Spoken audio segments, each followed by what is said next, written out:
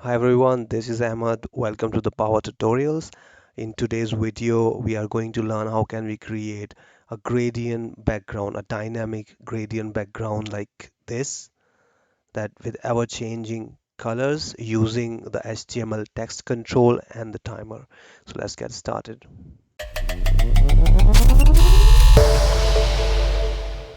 Welcome back everyone. So in today's video, we are going to convert this simple application into something like this, with dynamic gradient effect in the background. So this effect is created using the HTML control. This is the HTML control right here. We have some gradient CSS there, and there's a timer that is changing the values of the colors continuously, that is creating this effect of this dynamic gradient. So let's see how we can do that. First, let's get our full screen back. We'll just remove the background color of the screen, delete this text box. Uh, let's just create a simple plain gradient. After that, we'll work on making that dynamic. So to create a gradient, we would need an HTML text control. This is the HTML text control. Let's just remove the padding of this control. Done. And in the HTML text property of this control, we would define some CSS for the gradient colors. We'll create a linear gradient. So you can easily, don't worry about this code. I'll put that in the comments, and we can easily get this code on Google. Just search for it, and you would find it very easily. There it is, guys. We have created a gradient.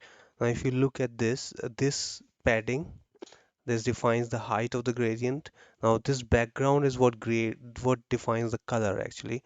So we have these different colors here. There are 6 colors in this, and you see for each color we have these numbers, right? RGBA 255, 192, 193. So what we are going to, how do we make it a variable is that we uh, put variables in place of these fixed numbers, and then we change the value of that variable using our timer control, and that would create that constantly changing gradient in the background. So if you see, this is what it looks like, the gradient that we just created. Let's just set this up on the full screen, send this to back. This is what it looks like at the moment. Let's just create uh, this transparent label here, just here. We don't need this text, make it blank. So this is what we have right now. What is left now is that we have to make these colors dynamic, so they keep changing. So to set that up, we are going to define the variables as discussed. Let's just insert a button for now. On this button, we will define 3 variables. Set, let's say R, that is for red, uh, ran between 0 to 255. So the red, green, and blue colors, they range from 0 to maximum 255. So we are going to just randomly pick up any numbers between 0 to 255 for these colors, for these variables. Set.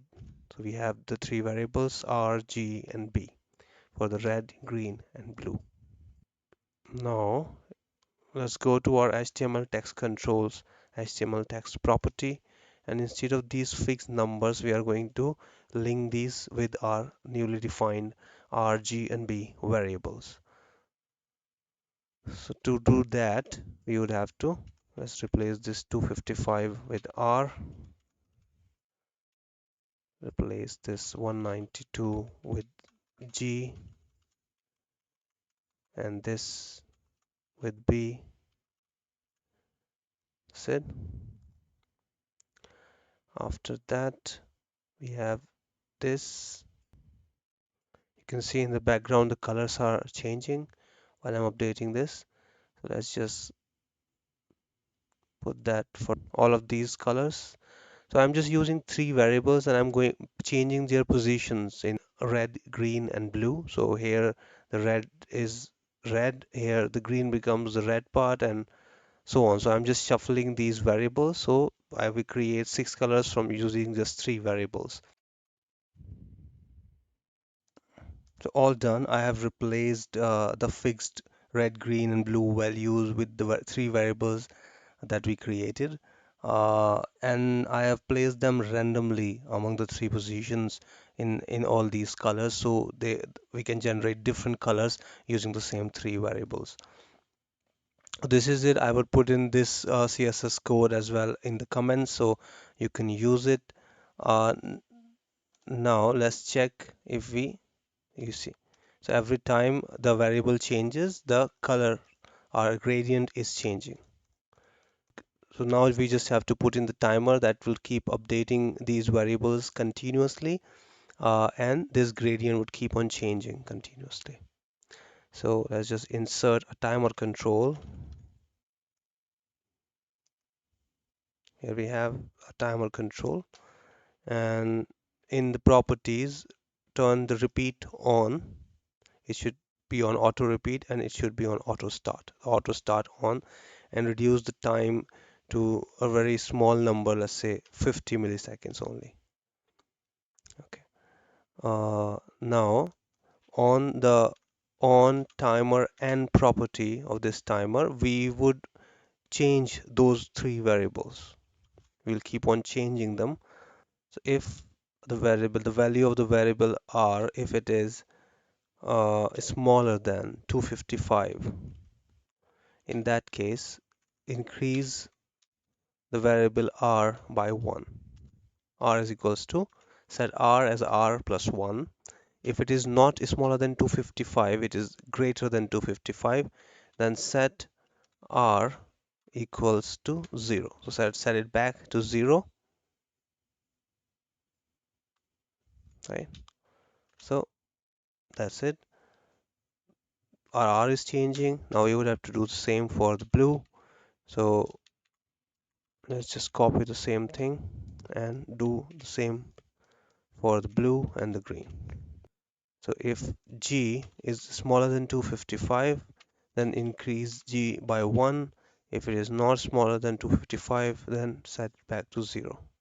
Similarly, for the blue, if blue is smaller than 255, then set blue is equals to blue plus 1, otherwise set it to 0. Let's just reduce the time further to 20, and you can see the colors are changing, but we would see this, sudden changes in colors, because every time R, G, or B reaches 255, it directly comes back to 0. That is creating these sudden jerks in the transitions, which are not looking very cool. So we are going to have to set up the code in a way so that they keep on transitioning from one color to another in very smoothly. We can achieve that by not changing these variables very quickly. We would keep the pace the same, so it would go on to 255 from 0 to 255, and once it reaches 255, it would not jump to 0 again. It would start decreasing and then come back slowly to 0, the way it went to 55. So we would have to set that up. To do that, we would have to declare more variables, which would define the direction of change in these variables. So let's set up those variables. Let's call this, one of the variable is the direction of the variable r. Let that be 1. Then let other be db, that would be the direction of the variable b, and the third one be the direction of the variable green, that is dg. Let's set them up as 1 in the beginning. Now basis these, we are going to define this in a different way now. Let's do for r first. Let's redefine all this. So if the direction of r is equals to 1, if dr is equals to 1, in that case, check if r is smaller than 255. If it is, then increase it by 1. If it is not smaller than 255, then set the direction variable. If it is not smaller than 255, it means that there is no scope to increase further because 255 is the limit. So if it is smaller than 255, we can increase it by 1. But if it is already 255, then we need to change the direction of change and we would start decreasing. So in this case, we would set up the variable dr, will change its value to -1 so that we can bring it back now. This is it. And now in the else condition, if dr is not equals to 1, that means that dr is equals to -1. In that case, check if r is greater than 0. If it is greater than 0, in that case, set r is equals to r minus 1. So keep reducing it by 1 until it reaches 0. And if it is not greater than 0, it is already equals to 0. In that case, set the dr, the direction variable dr, to 1. So now it has reached 0. Now it needs to go back up. So the direction should be now positive. So we change it back to dr1. So that should do it. We'll set this up for the other two variables as well. Just copy it and paste it below. Now instead of dr, we'll say if the direction of the green variable is 1, dg is equals to 1. In that case, check if g is smaller than 255. If it is smaller than 255, then set g is equals to g plus 1. Otherwise, set dg is equals to -1. So if it has already reached 255, then it needs to go back to 0, and then direction should change to -1. And then in the else condition, so if dg is not equals to 1, so that means it is equals to -1, then check if g is greater than 0. If it is greater than 0, that keep reducing it by 1. And once it reaches 0, then change the direction of the green to positive again, because now it's reached 0, it needs to go back up. Similarly, we would set up for the variable for blue. So that is done. We have set the same thing up for the blue as well. Let's see how it goes now.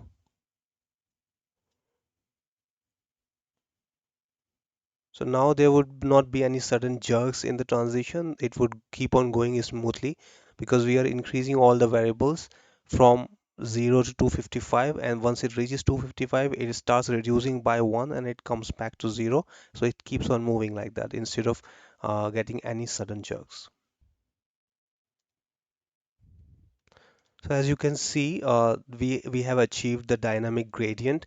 However, we are using the full range of colors. So at some points the colors are going to be very light, and other times the colors are going to be very bright. So in order to control that, we can limit the range of our numbers.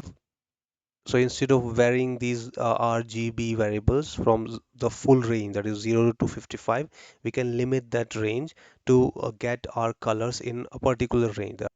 Let's say instead of 255, we'll just limit at 200, and instead of going all the way down to 0, we will just go until 150. So the colors would be in a similar range. It would not go very bright or very dark. So we'll just do that. So we'll just do that for all three variables.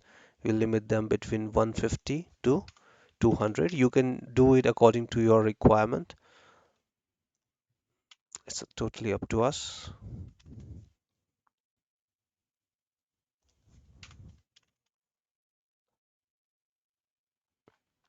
That is it. So now these colors would always be in the ranges 150 to 200.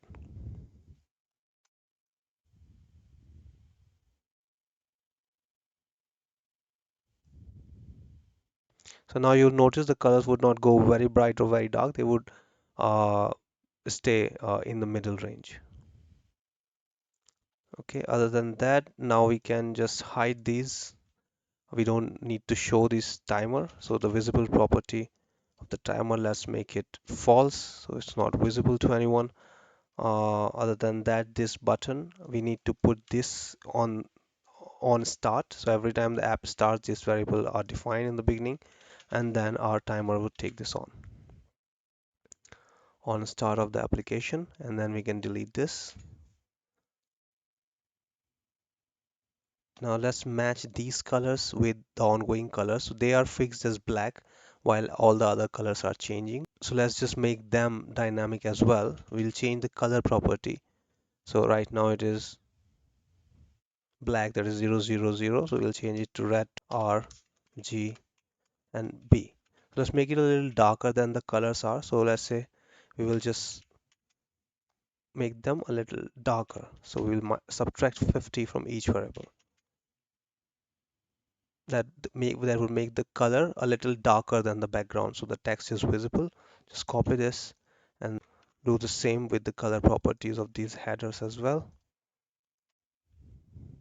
so they don't look out of place in the ever-changing colors. We would have dynamic colors for the headers as well. We will do something similar with this, the background, the icon background color property of the date picker as well. So let's just make it a bit more dark. Let's say it would be 100, minus 100 instead of 50.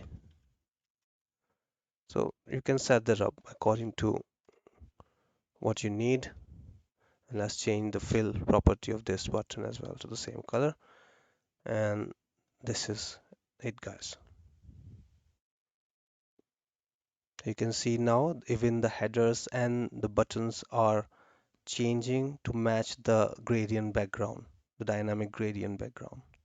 So there you have it, guys. We have successfully achieved the dynamic gradient in the background of our application, and it really looks amazing. If you think this has helped you and if you like this video, please give it a thumbs up. If you would like me to cover something else, please leave a comment below. I'll try my best to do that for you. If you haven't already, please subscribe to the channel and hit the bell icon so you never miss a video. Thank you for watching, guys. See you in the next one.